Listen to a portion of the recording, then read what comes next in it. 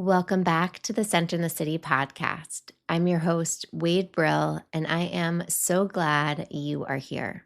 This podcast is designed to support you navigating the ups and downs and twists and turns of living this modern day life by learning how to come back to your center. Episode, we're exploring this transitional shift that is in the air, this back to school energy, and how we can navigate change in easeful and empowering ways. So wherever you are listening to this episode, whether it's on a walk, cooking, driving, I welcome you to settle in and let's get centered.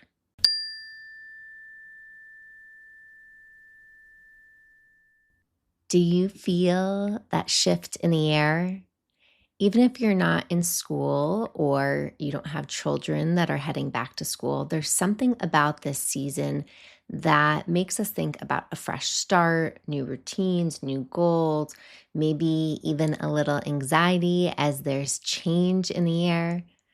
So today we're going to dive into how we can navigate change, how we can harness this back to school energy, this cycle and season of life mentality to support us aligning ourselves with our life, to support us transitioning with more intention and care. For me personally, when I feel this back to school energy, a lot of things come up. And I've talked about this before on the pod where I loved school. I loved it. I thrived in it. I was a good student. I had great community. And yet, the beginning of school year, there was always this feeling of change happening. Not only change with the weather, but a new classroom, a new teacher, a new routine, leaving behind that summer energy, having a bedtime, having more structure. And there was something I loved about it, the preparedness, the school supplies, getting organized.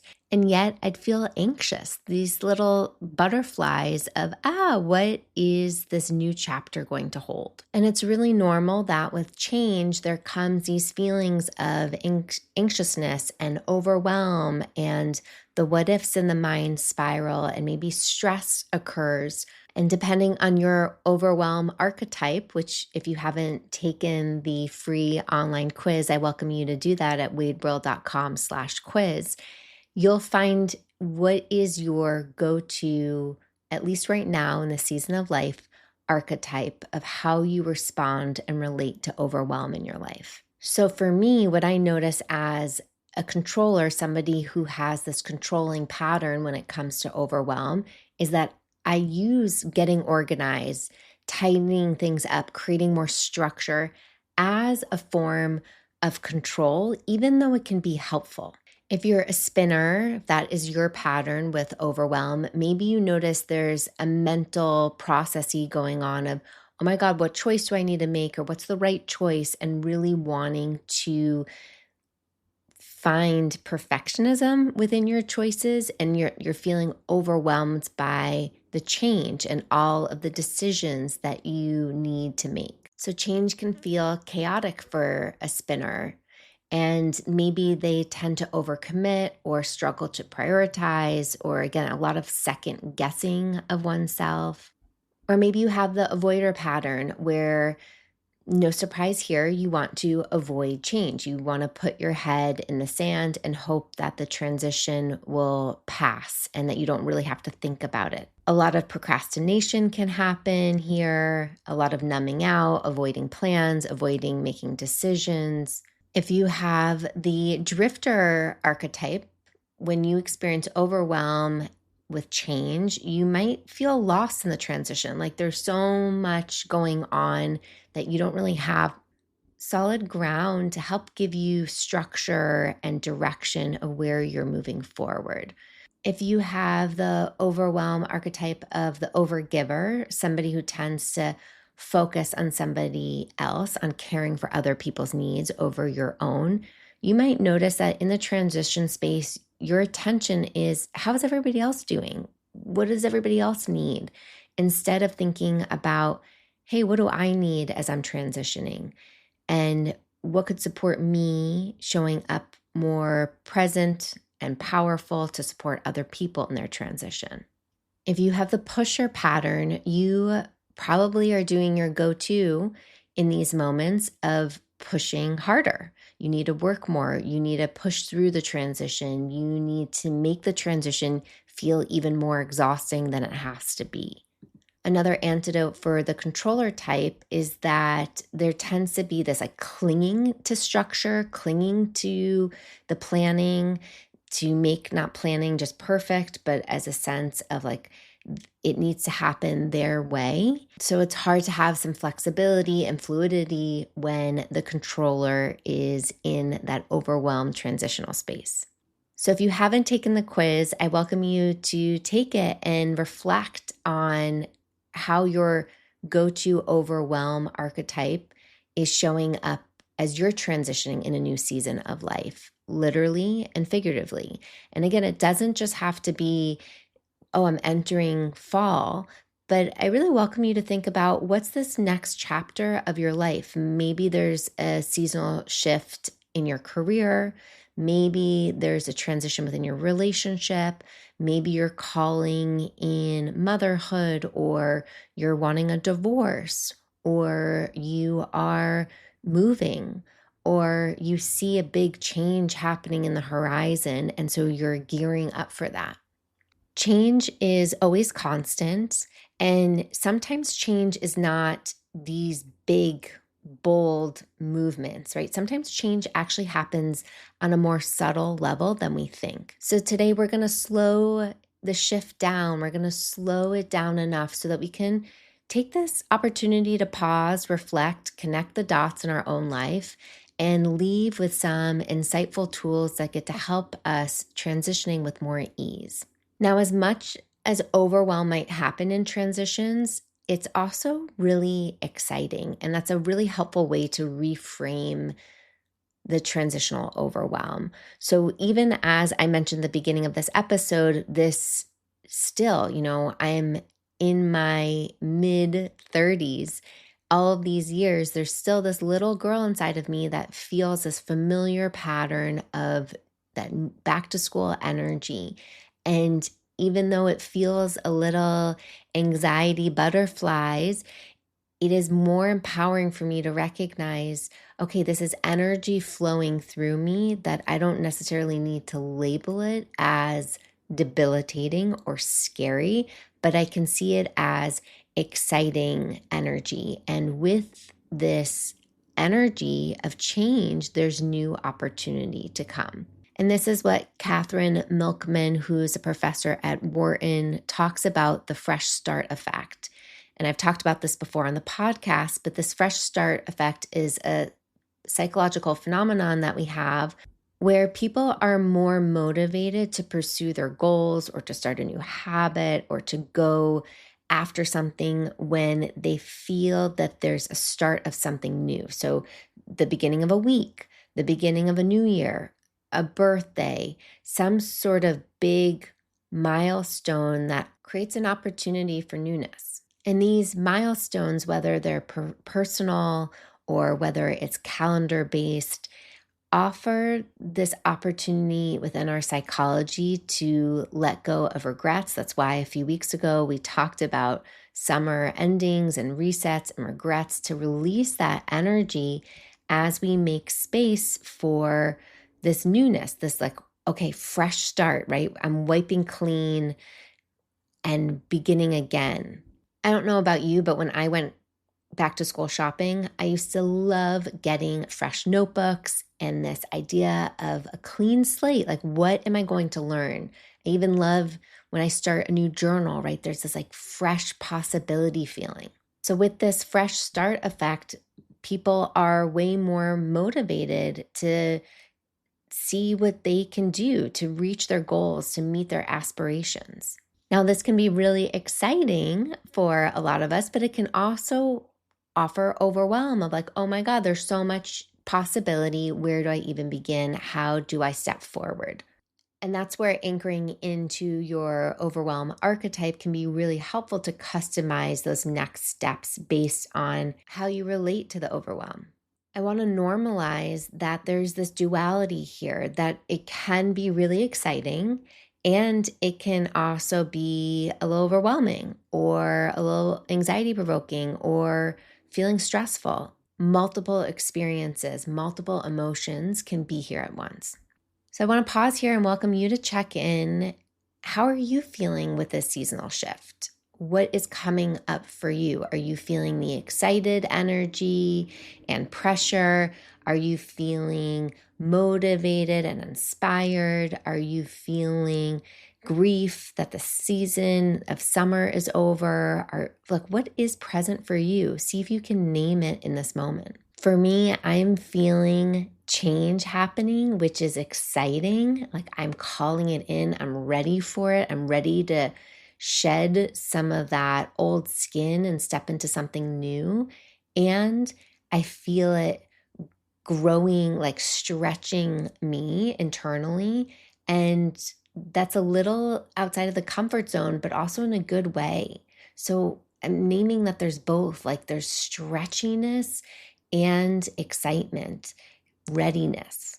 As we step into this new chapter, it can be really helpful to think about who you are and who you want to be in this new chapter. So as you feel change happening, whether you're stepping into a new role at work, whether you just switched jobs, maybe your relationship is entering a new chapter, whether you yourself is going through your own shift internally and externally, whether you're calling in a new role in your life as a wife, a mother, who do you want to be? And taking that opportunity to reflect, either taking yourself on a walk or grabbing your journal, and think about who do you want to be in this new season of life. And I want us to remind ourselves that we're not this person overnight, that we are a becoming. It is a transition. And transitions don't just happen in a moment, they take time. If we look to nature for a moment for inspiration here, leaves all of a sudden just in 24 hours don't just drop their leaves and go into fall. Fall takes months to really happen. And here in Seattle, I can already feel the shifts happening with the light changing, cooler air, starting to see leaves slowly falling. Trees are getting browner, right? Like I can start to see this evolution slowly unfold. So, this reminder that transitions take time. So, let's explore how the 6 types of overwhelm, our 6 archetypes, how we can practice transitioning with more ease and care and intentionality. Let's begin with the controllers because you know I'm one of them, and this is a constant practice for myself. Personally, being able to name that the controlling pattern is where I go to in overwhelm has helped me take the shame out of my responses and helped me feel way more empowered because I can see the response happening from a controlling place and I can learn how to meet that inner place inside of me that's wanting to control with different strategies. So instead of a default controlling response, which is to micromanage and restrict and tighten my grip on the planning, I want to invite in a different mindset, a more flexible mindset that helps me stay present to the unfolding of life while still creating a plan. You know that having structure, having a plan is good. It is typically a skillful response. And yet, anything has a spectrum. And when control can take over in the overwhelm, I can grip too hard. And so I still want to have a plan in the season of change. For instance, I want to think about what does my fall get to look like? What do I want it to look like from personal to professional? What trips do I want to prioritize? What kind of structure do I want to hold? What kind of meals am I excited to be making as all the yummy harvesty roasted vegetable food starts to come into play. Now, there used to be days where my husband and I, let's say a weekend would come, it was Saturday, and we'd be talking about what do we want to do? And I would plan the day in my mind. And if things didn't unfold how I wanted them to, how I scheduled them to, how we talked about them to, all hell would break loose. I would get very reactive. I would feel really frustrated. I would totally just get hijacked and leave the present moment. So over the years, I've learned how to set some structure, but also be fluid, knowing life is going to life.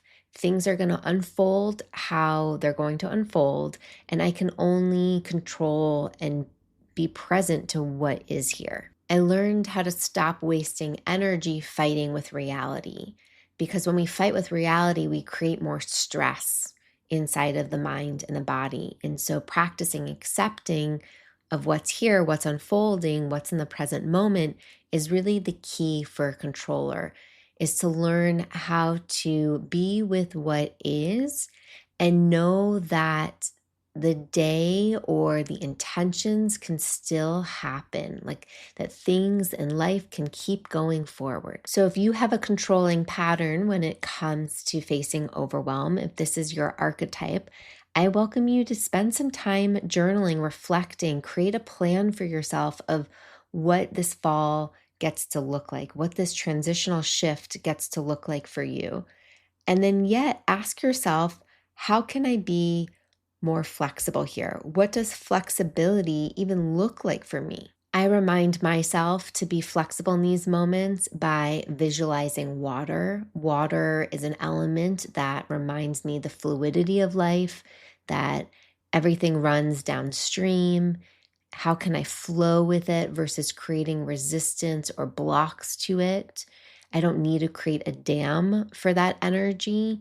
Instead, I want to let it kind of rinse through me. So I welcome you to think about your own visual of what supports you feeling more flexible and fluid when it comes to how you can release some control within the transition. So you get to use your mindfulness muscles here to bring awareness to the transition, to understand and notice inside yourself, when am I acting from a place of gripping, and where can I create a little bit more flexibility and fluidity? The spinner. Okay, the spinners out there, while you are transitioning, right, there's all of this swirl of chaos within the change. Like there's so much happening. And even if it's exciting, it's just like, there's so many doors open, so many places where you can put your focus, your attention. So within this transitional space, I really welcome you to think about finding an anchor, finding just one habit, ritual, routine to help ground you as you transition. Really supportive for your particular pattern because it helps bring your wide spectrum of attention that's kind of bouncing all over the place like a ping pong ball. And it helps you narrow your focus to think about what's one thing I can do at a time. So creating an anchor practice for yourself, whether that is a morning meditation practice, maybe a morning walking meditation practice, maybe that is taking 2 minutes to sit by yourself holding your tea and mindfully drinking it in the morning, or your coffee.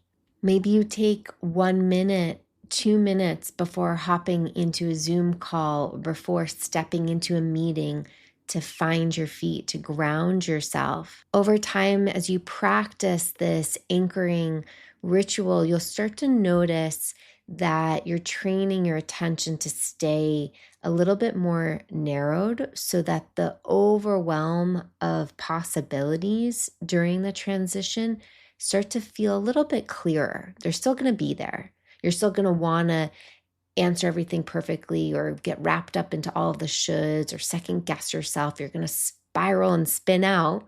However, when you are a little bit more anchored, you're able to take yourself out of that spin cycle a little faster. You're able to notice you're in the spin cycle, and you're able to slow the spin cycle down enough to then start to focus on one thing at a time. Now, my avoiders out there, I know you want to avoid listening to this, but I am here to empower you that you can transition with ease by getting so micro with your action steps. So, I want you to think about as you're transitioning what you want this transition to look like or what you're transitioning into. Get really clear on just this path. So, maybe you're starting a new job. Maybe you are moving. Maybe you just even feel this new evolution of yourself unfolding. Maybe you've asked yourself, who do I want to be in this new chapter, this new season of life? And as you answer that question, or as you prepare for your new role, write down the action steps that you're wanting or needing to do. So that could be something as like buy new shoes, update my wardrobe, to reflecting on some I am statements like I am capable of handling this change. I am a present, creative, hardworking person. Whatever those statements are, or whatever your action steps are, I then want you to get even more micro and think about what's one tiny thing that you can do just today. What's one step forward you can just take today? So it's not the whole thing. Maybe it's not even buying the shoes. Maybe it's even just writing down some places that you want to look online or in person. Maybe your tiny action step is reading these I am statements to yourself today. Get really, really, really micro with your action. And what this does is it helps make life feel more approachable, doable. And so you start to gain confidence and remind yourself, oh, it's actually not that scary or it's not that overwhelming to take this action. You offer yourself some gentle exposure therapy where you're going after the thing that is keeping you stuck or that you're afraid of facing. A really great practical tool here is even just putting on a timer for 2 minutes, 5 minutes, whatever you can muster, and just facing that for that allotment of time and then stopping. And that will totally start to empower you to face the overwhelm. Now, my drifters, as you are in the seasonal change, you're getting a lot of noise about where to put your attention, where to put your focus.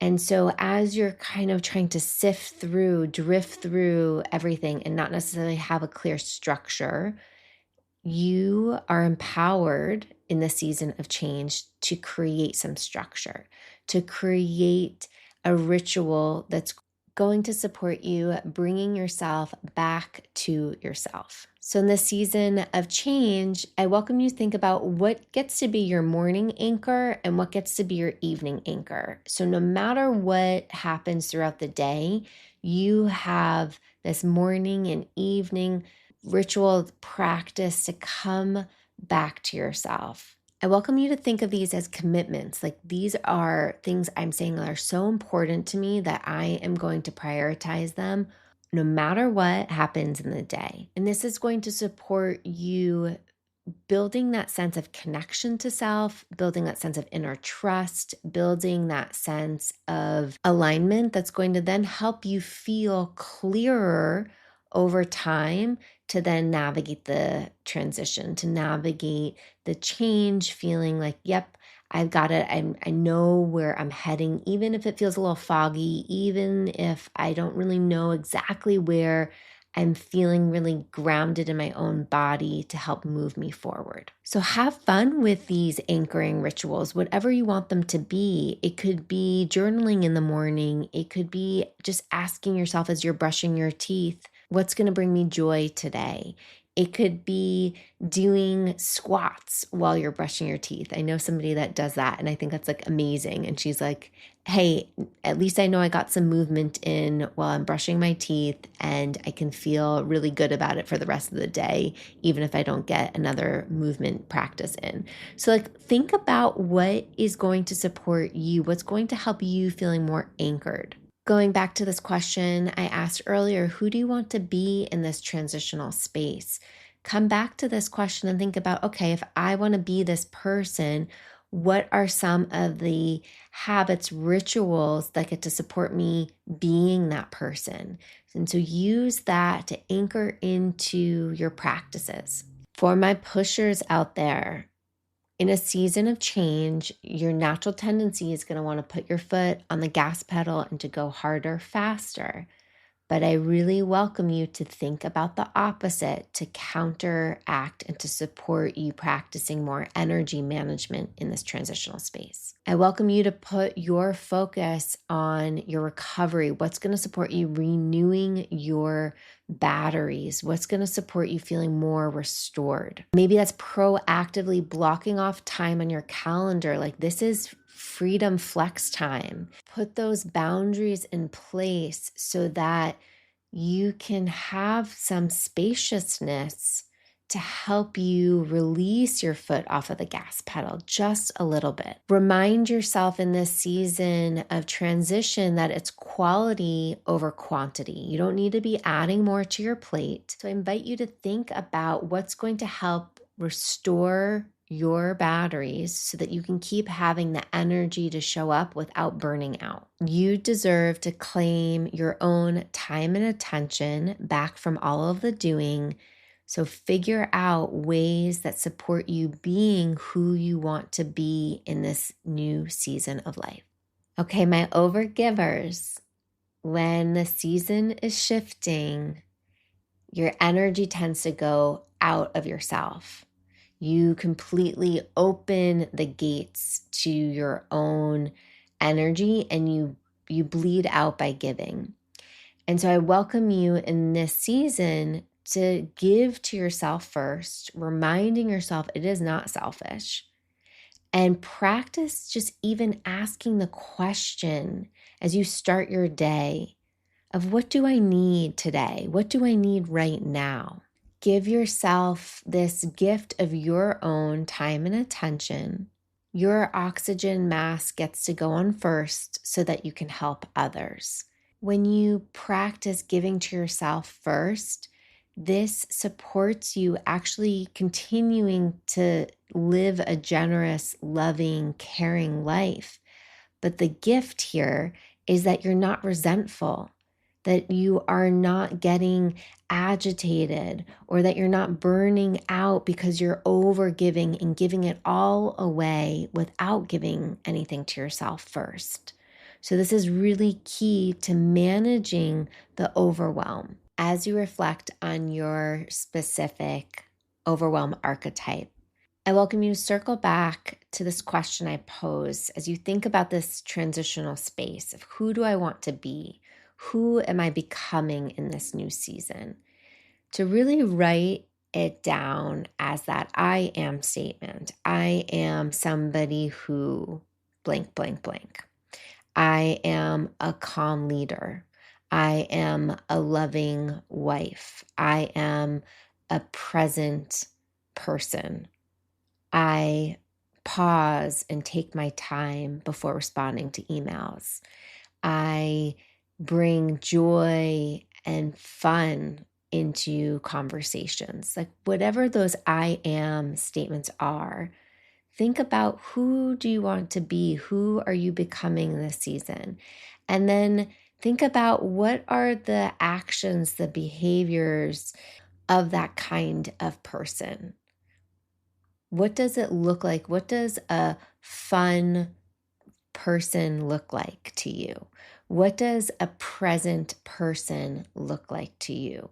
What does being loving look like to you? So when you get really clear on those descriptors, and then think about what are the ways that I can then embody those aspects into my being, so that you're not just saying, I want to be this person, but you're really thinking about how can my actions, how can my behaviors support me being and embodying this person? And tie this with your overwhelm archetype. So if you know that you are a controller and you want to be a loving, flexible person, What does that get to look like for you? I gave you some ideas earlier, so maybe that's you figuring out what being a flexible person gets to look like, how you can create some structure and fluidity. If you have the drifter overwhelm archetypes, really thinking about, okay, who do I want to be in this season of life? I am a focused person. I am a passionate person. I am a present person.